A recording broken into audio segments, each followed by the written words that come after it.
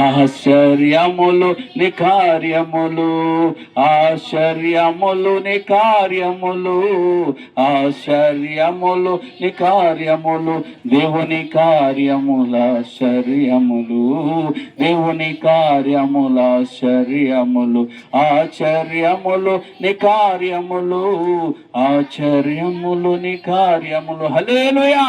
అంతకు ముందు నేను టెస్టులు చేయించుకుంటే నాకు ఫైలేరియా అని టెస్టుల్లో వచ్చింది. అంటే అంతకుముందు టెస్టులు చేయించుకుంటే ఫైలేరియానే వచ్చిన నాకు, తర్వాత టెస్టులు చేయించుకుంటే నీకు ఫైలేరియా లేదని వచ్చింది. దేవుని స్తోత్రం. అంటే ఏం చేశాడు దేవుడు? ఏం చేశాడంటే నాలో ఉన్న అనారోగ్యం అంతటిని కూడా తొలగించేశాడు. హల్లెలూయా. నాలో లేదు, మరి మీకేంటి? ఏదైనా అనారోగ్యం చెప్తే అయ్యో ఏమైపోతానో, ఆ మందులు వేసుకోవాలి, ఈ మందులు వేసుకోవాలి, అవి చేయాలి, ఈ చేయాలని, అయ్యో ఉంటానో ఏమైపోతానో, చనిపోతానో, అదైపోతానో, ఇదైపోతానో అనుకుంటున్నారు. అందుకే దేవుడు ఉన్న వారికి ఏముందంటే గొప్ప వాగ్దానం ఉన్నది. దేవుడి వాక్యమే ఆధారమై ఉన్నది. ఆ వాక్యము నా జీవితంలో అద్భుతాలు జరిగిస్తుంది. హల్లెలూయా, హల్లెలూయా. అందుకే దేవుడు లేని వాళ్ళకి వాగ్దానం ఉండదు కనుక వారు వారి ఆశీర్వాదాన్ని, దీవెనను, మేలును వాళ్ళు కోల్పోతారు. కానీ ఈరోజు మరి దుర్గా ప్రసాద్ని బట్టి, రమ్యను బట్టి నేను దేవుడిని ఎంతో స్తుతిస్తూ ఉన్నాను. ఏమైందంటే వాడు లోన్ నుంచి వచ్చాడు, చోటుకి వెళ్ళిపోయి ఏడ్చుకుంటూ ఉంటాడు. లోనేమో పాపేమో కేకలేసేస్తూ ఉంటుంది. ఇవన్నీ చూసి నాకు హృదయం కరిగిపోయిందండి. ఎందుకంటే మా పాస్టమ్మ గారు డెలివరీకి వెళ్ళినప్పుడు కూడా అంత ఏడలేదు, అంత బాధపడలేదు నేను. ఎందుకంటే అప్పటి వరకు బాగా పనిచేసి వెళ్ళింది. డెలివరీ అదే అయిపోతుందిలే అనుకున్నాను. కానీ పాస్టమ్మ గారి విషయంలో బాధపడ్డాను, కానీ అంతకంటే ఎక్కువ పాప విషయంలో నేను బాధపడ్డాను. అప్పుడు మెట్ల మీద కూర్చొని ఒకే ప్రార్థన చేశాను, ప్రభువా నువ్వు ఏదైనా చేయగలవు. ఆ బిడ్డకి చూస్తే తట్టుకోలేకపోతూ ఉంది. వీళ్ళందరూ ఆపరేషన్ అంటున్నారు. నువ్వు ఆపరేషన్ లేకుండా కార్యము చేయగలవు. దేవుని స్తోత్రం. హల్లెలూయా. నువ్వు చెయ్యగలవు ప్రభువా అని దేవుడిని స్తుతిస్తుంటే అక్కడ ఉన్న వాళ్ళందరూ వచ్చి మెట్ల మీద కూర్చుంటారేంటి మీరు, లోనికి రండి అంటున్నారు. ఆ మెట్ల మీద అలా కూర్చొని దేవుడిని ప్రార్థన చేశాను. నేను నమ్మంటే నమ్మకపోండి. దేవుని స్తోత్రం. హల్లెలూయా. ప్రార్థన పరిస్థితులు మార్చింది. ఏ కార్పొరేట్ డాక్టర్ల దగ్గరికి వెళ్ళినా వెంటనే ముందు ఏం చేస్తారు చెప్పండి? మన ప్రమేయం లేకుండానే ఏం చేస్తారు? ఆపరేషన్ అనేస్తారు. వీళ్ళందరూ మా వదిన గారు వెళ్ళి ఆ డాక్టర్ అమ్మ గారిని అడిగిందంట, ఆపరేషన్ చేసేట. మా వదిన గారికి ఆ డాక్టర్ అమ్మ గారు లెఫ్ట్ అండ్ రైట్ ఇచ్చారట. మా అన్ని గారు మళ్ళీ చెప్పి నువ్వు వెళ్ళి మళ్ళీ చెప్పు అన్నారట. నేను వెళ్ళను బాబు ఇంకా, మా వదిన గారు అన్నారట. అదంతా దేవుడు మనకు ఒక కార్యం చేయటానికి మనకి ఏం చేస్తున్నాడంటే తెలుపుతూ ఉన్నాడు అక్కడ. ఇదిగో నేను చేయగలను కార్యం అన్నట్టుగా. ఒక పెద్ద కేక కనబడ్డదండి లోన్ కూర్చుంటే. మా పాస్టమ్మ గారు చెప్పాను, పెద్ద కేక కనబడ్డది చూడు అంటే మా పాస్టమ్మ గారు మీకేమీ లేదు, ఇందులోకి ఎలాగ వినపడుతుంది మీకు కేక. నా దృష్టి ఆవిడ మీద ఉంది కాబట్టి నాకు కేక వినపడుతుంది. మీకు ఎప్పుడైనా విషయం తెలుసా అంటే మీకు బాగా తెలుసు, కొన్ని ఆ ఇంట్లో గొడవలు అవుతుంటే కొంతమంది ఏం చేస్తారంటే చెవి తీసుకెళ్ళి ఎక్కడ పెడతారు? ఆ గోడకి పెడతారు. వాళ్ళకి బలేగా వెళ్ళిపోతూ ఉంటాయి లోనకి. అలాగే నా చెవి ఎక్కడ పెట్టాను? పాప మీద పెట్టాను. ఆ సౌండ్ నాలోకి వెళ్ళింది కానీ వీళ్ళకి ఎవరికి వినపడలేదు. అంటే ఏకాగ్రత అంటారు దాన్ని. హల్లెలూయా, హల్లెలూయా. ఎన్ని సౌండ్లు ఉన్నా నాకు ఆ సౌండ్ వినపడుతుంది, ఇంకే సౌండ్ వినపడదు అన్నట్టు కదా. దేవుని స్తోత్రం. కాబట్టి నిజంగా ప్రార్థన ఏం చేస్తుందండి? ఇల్లు కడుతుంది. హల్లెలూయా. ప్రార్థన ఇల్లు కడుతుంది అంతే. ఈ కుటుంబాలు సరిగా లేవా? ప్రార్థన చేయండి. ప్రార్థన ఇల్లు కడుతుంది. ఇల్లు కట్టేవారు ఎవరండి? దేవుడి చేత కట్టబడ ప్రతి ఇల్లు కూడా, ప్రతి ఒక్క జీవితం కూడా కట్టువాడు ఎవరండి? దేవుడే. మనుషులు మన మధ్యలోకి వెళ్ళటం వల్ల ఏమి ఉండదు ఏమండి. కానీ దేవుడు కనుక వెళ్తే ఆ మనస్సులు ఏమవుతాయంటే అతుక్కబడతాయి. హల్లెలూయా. అందుకే వెడ్డింగ్ని ఏం చెప్తారు తెలుసా? వెల్డింగ్తో పోలుతారు. వెడ్డింగ్ ఏంటంటే వెల్డింగ్. అంటే వెడ్డింగ్ కాస్త ఏమవ్వాలంటే వెల్డింగ్ అవ్వాలన్నట్టు. కాబట్టి వెల్డింగ్ అయితే ఏంటంటే ఒకటిగా మారిపోతుంది అనమాట. హల్లెలూయా. కాబట్టి చక్కటి మరి బిడ్డను ఆ దేవుడు ఇచ్చాడు. దేవుని స్తోత్రం. హల్లెలూయా. అసలు పుట్టగానే నాకే మర్చిపోయింది. పుట్టిన తర్వాత మా పాస్టమ్ గారు ఎత్తుకుంటే ఫోటో తీస్తే ఆ పాప ఎలాగుందంటే నెల పాపలాగా ఉంది. ఆ ఫోటోవే మా అని కట్టించి ఇచ్చింది. లోన్ చూడండి ఎలాగుంటుందో. అప్పుడు ఒక్కరోజు కూడా అవ్వలేదు. ఆ ఫోటో తీసినప్పుడు ఇవ్వలేదు, ఒక రోజు కూడా అవ్వలేదు. ఒక రోజు అవ్వకముందే ఫోటో ఎలా ఉందో చూడండి. దేవుడు నిజంగా మాను చాలా నమ్మకస్తురాలండి, చాలా యథార్థవంతురాలు, చాలా నమ్ముతుంది. వాగ్దానాలు అన్నీ కూడా అక్కడ లోన్కి వెళ్ళిన తర్వాత, ఇంట్లోకి వెళ్ళిన తర్వాత ఈ లెఫ్ట్ సైడ్ చూడండి, ఆ వాగ్దానాలు అక్కడ అంటించుకొని అక్కడ తనకి ఏం కావాలో అన్నీ పెట్టుకొని అక్కడ దాన్ని చూసుకుంటూ ప్రార్థన చేసుకుంటూ ఉంటుంది. మీరు అందరూ అనుకుంటారు ఏం చేస్తారు, ప్రార్థన బాగా చేస్తుంది. అంతటితోనే కాదు, క్రియల్లో యథార్థత ఉంది. ఒక భిక్షగాన్ని చూస్తే ఏమండి చలిస్తుంది. ఒక కుక్కని కుక్కని తీసుకుని వచ్చి ఆ కుక్కని ఎలా పెంచిందో తెలుసా? ఎలా పెంచిందో తెలుసా? రాజభోగాలతో పెంచింది ఆ కుక్కని. ఆ కుక్కకి ఆన్లైన్లో ఎక్కడి నుంచో తెప్పించి పెట్టింది. అంటే ఆ కుక్క కోసం ఇల్లు కూడా, మంచి మంచి ఇల్లులు కూడా వదిలేసి కుక్కని ఇష్టపడే ఇల్లు కావాలని తిరిగిందనమాట. అందరు చూసి కుక్కను ఎలా పెంచుకుంటున్నావా ఇది అని ఎగతాళి చేసినా కానీ ఆ కుక్కను మాత్రం చాలా గొప్పగా, కుక్కకే అంత విలువ ఇచ్చినట్టు అయితే మనుషులకి ఎంత విలువ ఇస్తుందండి. హల్లెలూయా. కాబట్టి మంచి మనసు ఉన్నది, ప్రార్థన ఉంది, సంఘ ప్రార్థన ఉంది, మనందరి ప్రార్థన ఉంది, కుటుంబ ప్రార్థన ఉన్నది కనుక దేవుడు ఆ గర్భమును ఏమంటే చక్కటి ప్రసవాన్ని దేవుడు ఇచ్చాడు, ఆపరేషన్ లేకుండా. దేవుని స్తోత్రం. హల్లెలూయా. ఆపరేషన్ లేకుండా ఇవ్వడమే కదా, ఇల్లుని దేవుడు ఏం చేశాడు? మా ఇంటిని దేవుడే కట్టాడు. ఆ ప్రయాస వ్యర్థమో కాదు. దేవుని స్తోత్రం. హల్లెలూయా. కట్టించలేకపోతే దాని ప్రయాసము వ్యర్థమే. రెండోది ఏంటంటే రక్షణ, కావలి, ప్రొడక్షన్, కాపుదల అండి. ప్రమాదాల నుంచి కాపుదల, అపాయాల నుండి కాపుదల, అనారోగ్యం నుంచి కాపుదల. ఎన్ని రకాలు. మా వదిన గారు నిజంగా కొంచెం ధైర్యం తెచ్చుకొని ఏమంటే నిలబడ్డారు, లేకపోతే ఇంకొకరు ఎవరు నిలబడరు. ఆల్రెడీ అంతవరకు వాళ్ళు నిలబడ్డారంటే గొప్పదే. ఏంటంటే టెన్షన్ ప్రతి విషయంలోనూ టెన్షన్ అండి. నిజంగా దేవుడు వారి కుటుంబాన్ని కాపాడాడు. ఆ అనారోగ్య విషయాల్లో అండి, అపాయాల్లో అంటే అన్ని విషయాల్లో దేవుడు ఏం చేసుకున్నాడండి? కాపాడుకుంటూ వచ్చాడు అనమాట. అందుకే ఈరోజు మనం బయటికి వెళ్తున్న వాళ్ళం మనం పానీయాలతో అవతలాడు తాగేసి వచ్చిపోతేస్తాడు ఏమండి. అవతలాడు బ్రేక్ ఫెయిల్ అయిపోతాయి. అంటే మనం జాగ్రత్తగా ఉన్న అవతల జాగ్రత్త లేకపోతే మనం బతుకుతామా? ఎన్ని యాక్సిడెంట్లు అయిపోతున్నాయి, ఎంతమంది చచ్చిపోతున్నారో.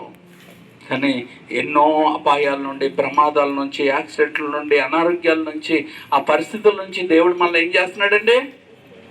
రక్షించుకుంటూనే వచ్చాడనమాట. దేవుని స్తోత్రం. హల్లెలూయా. 2. మూడోది ఏంటి చెప్పండి? మూడోది శాంతి. ఎన్నుంటే సుఖమేంటి? ఎన్ని రకాలైన భోజనాలు, ఎన్ని రకాల పదార్థాలు ఉంటే సుఖమేంటి? ఇంట్లో శాంతి లేకపోతే, ఏమంటే సమాధానం లేకపోతే ఏం బాగుంటుంది? నిజంగా ఏమండి దేవుడు తన కార్యములు నెరవేర్చి, ఇప్పుడు మా వదిన గారు చెప్తూ, ఇక మా పాప ఇక్కడ ఉంటుంది, ఆ పాపను మేము పెంచాలి దేవుళ్ళు అనుకుంటున్నాం, మరి అక్కడికి వెళ్ళిపోతే అలాగా అక్కడ పెంచుతారు. దేవుని స్తోత్రం. హల్లెలూయా. మరి మా వదిన గారికి ఒక ఏంటండి లోటు అయిపోయింది అనమాట. కూతురు వెళ్ళిపోయిన లోటు. ఆ కూతురు వెళ్ళిపోయిన లోటు ఎవరు తీరుతారు? కోడలే. దేవుని స్తోత్రం. కోడల్ని దేవుడు ఇస్తాడు. హల్లెలూయా. అంతే, ట్రాన్స్ఫర్ అవుతుంటారు. ఏమవుతుంటారంటే ట్రాన్స్ఫర్ అయితే ఇంకొక రూపంలో మళ్ళీ దేవుడు మనకు భర్తీ చేస్తూ ఉంటాడు. హల్లెలూయా. కాబట్టి ఏ విషయంలో మనం చింతపడకూడదండి. అలా అనుకోకపోవడం వల్ల ఈరోజు కుటుంబాల్లో ఏమైపోయిందంటే కూతురు వెళ్ళింది, కోడలు వచ్చింది అన్నట్టుగా ఉంటున్నారు. అలా కాదు అండి. ఈ కూతురు అక్కడికి వెళ్ళింది, ఆ కూతురు ఇక్కడికి వచ్చింది అన్నట్టుంటారు. హల్లెలూయా. అప్పుడు ఆ కుటుంబాలు చాలా శాంతి సమాధానంగా ఉంటాయి అన్నమాట. హల్లెలూయా. హల్లెలూయా. ఈరోజు మరి అక్కగారిని బట్టి బావగారిని బట్టి వాళ్ళు చాలా శాంతి స్వరూపులు అనమాట. కొంచెం ప్రేమగా ఉన్నాం అనుకోండి బోల్డ్ పెట్టేస్తారు కడుపు నిండానే. దేవుని స్తోత్రం, హల్లెలూయా. వాళ్ళ పిల్లలు అటువంటి వాళ్ళే. అలాగే మా అన్ని గారు మా వదిన గారికి ఇంక చెప్పవసరం లేదు. కాబట్టి ఇలాంటి కుటుంబాన్ని దేవుడు ఏం చేశాడు? కట్టాడు. తర్వాత రక్షణ ఇచ్చాడు. మూడోది ఏమి ఇచ్చాడు? శాంతి ఇచ్చాడు. ఏం ఇచ్చాడండి? శాంతి. ఆ శాంతిని మనం పొందుకోవాలా. ఆ దేవుడి దగ్గర తీసుకొని ఏం చేయాలి? మనం అనుభవించాలా. హల్లెలూయా. తర్వాత అండి నాలుగోది గర్భఫలము. నాలుగోది ఏంటి చెప్పండి? గర్భఫలం. ఈ గర్భఫలం అనేది చాలామంది నాకు కావాలంటే అయిపోదు. గర్భఫలం యెహోవా ఇచ్చు బహుమానం. కొంతమంది చూడండి పిల్లలు చాలా అంగవైకల్యంగా పుడతారు, ఎంత బాధపడతారో. అందుకే నేను ఎప్పుడు ఎవరికి ప్రార్థన చేసినా ప్రభు ఆరోగ్యవంతమైన బిడ్డలు పుట్టాలి ఇదే కోరుతాను. అమ్మాయి పుట్టాలా అబ్బాయి పుట్టాలని ఎప్పుడు చేయను నేను. ఒకవేళ నన్ను ఎవరన్నా అడిగారంటే వాళ్ళని దెబ్బలాడతాను కూడా. ఎందుకంటే అమ్మాయి ఎందుకు పుట్టాలనుకుంటున్నావు, అబ్బాయి ఎందుకు పుట్టాలనుకుంటున్నావు అని అడుగుతాను. కొంతమంది అమ్మాయి ఎందుకంటే సంతోషిస్తారు, కొంతమంది అబ్బాయి ఎందుకంటే స్వార్థంగా చెప్తారు. మా ఇంటి పేరు నిలబెట్టాలని. ఇంటి పేరు నిలబెట్టాలని నీకు నెత్తి మీద ఒకటి కొట్టాలన్నమాట అన్నట్టు. ఏమండి అలాంటి మాటలు మనకు ఉండకూడదు. ఎందుకు అంటే దేవుడు ఏది ఇచ్చినా ఏది చెప్పండి అది మనకు ప్రయోజనకరమైన బహుమానమైన ఇస్తాడు. హల్లెలూయా, హల్లెలూయా. అందుకే ఆయన బహుమానానికి వంకలు పెడుతున్నావు అంటే నువ్వు వంక టెంకర్ అయిపోతావు తర్వాత కదా. నువ్వు వంకలు పెడుతున్నావు అంటే నీకు దెబ్బలు తగులుతాయి. ఒక ఆవిడ అలాగే ప్రభు నాకు బిడ్డనివి ప్రభు, బిడ్డనివి నాయన, మగబిడ్డ కావాలి, ఇద్దరు ఆడపిల్లలు మగబిడ్డ కావాలని ఏడిసిందండి. ఏడితే మగపిల్లడు పుట్టాడు. ఏ బిడ్డ కోసం అంత ఏడ్చి గారాభంగా చిన్నప్పటి నుంచి పెంచి చివరికి ఏం చేసాడు తెలుసా? పెద్ద అయిన తర్వాత ప్రేమించిన అమ్మాయిని చేసుకుంటానంటే చేసుకోవద్దు అన్నదని రాడ్డెట్ నెత్తి మీద కొట్టాడు. చచ్చిపోయింది. మెంటలో వచ్చి చచ్చిపోయింది. టీచర్ గారు అంటే నేను ఎందుకు ఈ మాటలు చెప్తున్నానంటే ఏమండి నీవు దేవుడు ఇచ్చిన బహుమానం నీ కుటుంబంలో ఆశీర్వాదం తీసుకొస్తుంది. హల్లెలూయా, హల్లెలూయా. అందుకే ఆయన చిత్తానికి వదిలేయాలా. ఏం చేయాలా? ఆయన చిత్తానికి వదిలేస్తే ఆయన చక్కటి బిడ్డను ఇచ్చాడు. అందుకే చక్కటి బిడ్డను దేవుడు ఏమండి మరి రమ్యకు ప్రసాద్ని ప్రేమించి వారి దాంపత్య జీవితాన్ని దీవించి ఆ బిడ్డకు ఏమి ఇచ్చాడంటే ఒక బహుమానాన్ని ఇచ్చాడు. అందుకే చిల్డ్రన్స్ అంటాడు అక్కడ. ఇక్కడైతే కుమారులు యెహోవాను గురించి స్వాస్యం అన్నారు కానీ చిల్డ్రన్స్ అన్నమాట. అంటే పిల్లలు దేవుడిచ్చిన బహుమానం. దేవుని స్తోత్రం, హల్లెలూయా. నిజంగా ఈ బహుమానము రీత్యా 21 రోజు అయింది. 21 రోజు మరి ఈ రీతిగా వీరి కుటుంబం అంతా కలిపి చేసుకుంటున్నారు. కాబట్టి మా బావగారిని బట్టి, మా అక్కగారిని బట్టి, అలాగే మా అన్ని గారిని బట్టి, వదిన గారిని బట్టి ఇదిగో ఈరోజు మరి ఈ రీతిగా ఒక కుటుంబంగా ఇల్లుగా కట్టబడిన ప్రసాద్ను బట్టి, రమ్యాన్ని బట్టి వారికి ఇచ్చిన చక్కటి ప్రిన్సెస్ అని పెట్టేసింది మా అమ్మాయి పేరు. మరి వాళ్ళే పెట్టుకున్నారు నాకు తెలియదు కానీ మా ప్రిన్సెస్ ఏంటంటే ప్రిన్సెస్. దేవుని స్తోత్రం. నిజమే, దేవుడిచ్చిన పిల్లలందరూ ప్రిన్సెస్లే, ప్రిన్స్లోని. హల్లెలూయా. మాకు సంఘంలో కూడా ప్రిన్స్ అని పెట్టాను. ఆడు మహేష్ బాబుని అనుకుంటున్నాడు ప్రిన్స్, మార్చుకున్నాడు. అందుకే మన రాజులైన యాజక సమూహం అని దేవుని వాక్యం చెప్తుంది. దేవుని స్తోత్రం, హల్లెలూయా. కాబట్టి ఏమండి ఎవరి ఇల్లైనా ప్రతి ఇల్లు ఎవరి చేత కనపడతాయి? ఎవరొకరి చేత కనపడతాయి ఈ ఇల్లులు. కానీ దేవుని చేత కట్టబడిన ఇల్లు అది ఏమవుతాం? వ్యర్థము కాదు. అది ఏమవుతుందండి? వ్యర్థం అయిపోదు. కాబట్టి మరి ప్రసాద్ రమ్యాన్ని బట్టి సంతోషిస్తున్నాం. మరి మా అక్కగారికి కూడా ప్రభు అంటే ఇష్టమే, మా బావగారికి కూడా ఇష్టమే. ఎందుకంటే వారి కుటుంబంలో గొప్ప కార్యం చేశాడు. ఏంటంటే జోష్న ఆ పాపకి భయంకరమైన ఒక దెయ్యం ఆ బిడ్డను చంపాలని చూసినప్పుడు సేవకులుగా వెళ్ళి ప్రార్థన చేస్తే ఆ రోజు బతికి మా అక్కగారు ఆ రోజు తీర్మానం చేసుకున్నారు, ఈ బిడ్డ బతికితే రక్షణ ఇప్పిస్తానని. అలాగే ఇప్పించారు. అలాగే వివాహం కూడా చేశారు. మరి అల్లుడి గారు మారాలి. అలాగే ఈ కుటుంబంలో మరి ప్రసాద్ గారు రక్షణ పొందుకోవాలా. అలాగే మరి చందుకి మంచి వివాహం జరగాల. అలా అన్నీ గారు రక్షణ పొందుకోవాలా, ఇలా మా కుటుంబాలు అన్నీ రక్షణ పొందుకొని దేవుని చేత కట్టబడిన కుటుంబాలుగా ఆశీర్వదించబడాలని కోరుతున్నాం. ఇప్పటికే అన్ని గారు సోషల్ యాక్టివిటీస్ పనులు చేస్తున్నారు. ఎంతోమందికి భేద సాధ అన్యాయమైన వారికి సహాయం చేయడానికి ఆయన నిలబడి మేలు చేసుకుంటూ ఆయన దేవుడు నచ్చిన పని చేసుకుంటూ వెళ్తున్నారు. దేవుడికి నచ్చిన పని అది కనుక దేవుడు ఆ కుటుంబాన్ని కాపాడుతూ ఉన్నాడు. ఆ కుటుంబానికి రక్షణ ఇవ్వడానికి ఆయన సిద్ధంగా ఉన్నాడు. ఎప్పుడు కోరుకుంటే అప్పుడు రక్షణ ఆయన ఇవ్వడానికి సిద్ధంగా ఉన్నాడు. కాబట్టి ఈ కుటుంబం అంతా రక్షించబడి మేమందరం మన సంఘంలో ప్రజలు చేర్చబడి మన అందరం కలిసి దేవుడిని ఆరాధిస్తూ దేవుడు చేసిన గొప్ప కార్యాలు కొంచెం కింద మంచం కింద పెట్టకుండా ప్రభుని గణపరచాలని కోరుతున్నాం. ఐదోదిగా ఆ పిల్లల్ని ఎలా పెంచాలంటే తెలుసా? బాణాలుగా పెంచాలట. ఎలా పెంచాలా? బలవంతుని చేతిలో బాణాల్లా పెంచాలట. ఆ బలవంతుడు ఎవరంటే దేవుడు. ఆ బలవంతుడు దేవుడు.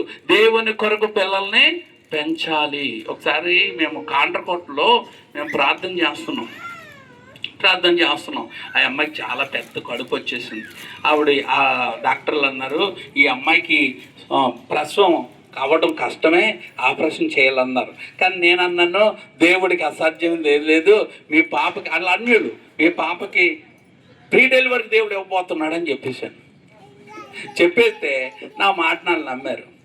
కాబట్టి ప్రార్థన చేయించుకుంటున్నారు. హాస్పిటల్ తీసుకెళ్ళారు. ఇక్కడ చంద్రశేఖర్ అని హాస్పిటల్లో. కాబట్టి ఆ హాస్పిటల్లో జాయిన్ చేశారంటే నేను ఆదివారం ప్రార్థనకి వెళ్ళాను కాండ్రకొట్ట. వెళ్తే వాళ్ళు, బాబు మీకు రావద్దులమ్మా, వెళ్ళిపోండి అంటుంది ఆవిడ నన్ను. ఏమ్మా అన్నాను. ఇంకా ఆపరేషన్ అయిపోతుంది, ఇన్ని రోజులు మీరు ఏం చెప్పారు? ప్రీ డెలివరీ అవుతుందని చెప్పారు. ఇప్పుడు ఆపరేషన్ అవుతుంది, ఆపరేషన్ థియేటర్ తీసుకెళ్ళారు. మా అమ్మాయిని ఇప్పుడే ఫోన్ చేశారు, మీరు రావద్దులండి, వెళ్ళిపోండి. నాకు చాలా బాధ కలిగింది. వెంటనే, ప్రభువా నువ్వు సిగ్గుపరచని దేవుడు గనక, ఇదిగో నువ్వు మాట ఇచ్చావు గనక నువ్వు కార్యం చేస్తున్నావు అని నేను చెప్పాను. ఉండేదమ్మా, ప్రార్థన చేస్తాను, నీకు కబురు వస్తుంది ఉంటాను.